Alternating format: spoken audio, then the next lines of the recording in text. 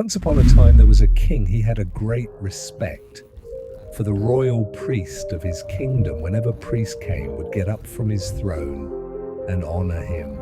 One day, king asked him, "Sir, I have a question." Royal priest said, "Sure. King, you can ask me." The king said, "Sir, please tell me whether a person's conduct is great or his knowledge is great." "Priest," said king, "give me a few days' time, then I will answer your question." Next day, the royal priest went to king's treasury and picked up some gold coins from there and kept them in his bag. The treasurer saw this but remained silent, considering the position of the royal priest. The royal priest kept doing this continuously for some days. He would go there, pick some gold coins and keep them in his bag, and then go. The treasurer watched all this. When this started to happen every day, then the treasurer went to king and told him the whole story. The next day, when the priest went to palace, the king neither went to receive him nor got up from his throne.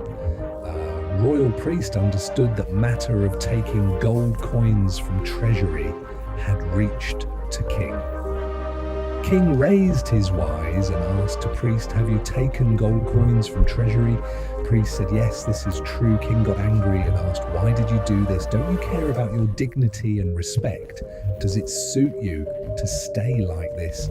Tree smiled and said, "King, I deliberately took the gold coins.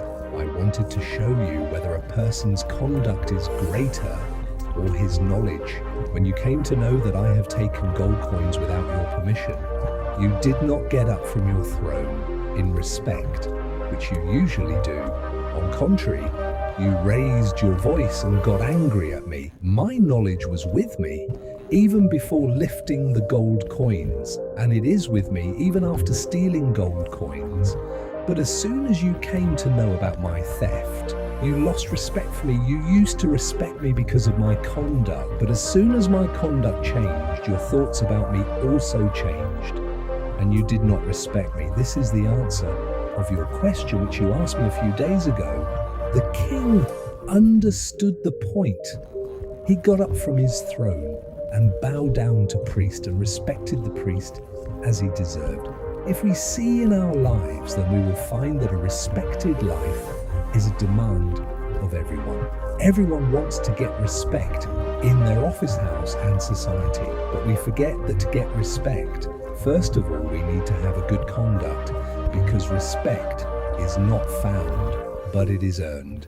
We can earn respect by our good conduct and good manners. If we will not have a good conduct, then even our education position and even wealth cannot get us respect. Good conduct means being a well-behaved, polite, gentle, disciplined, and sweet person.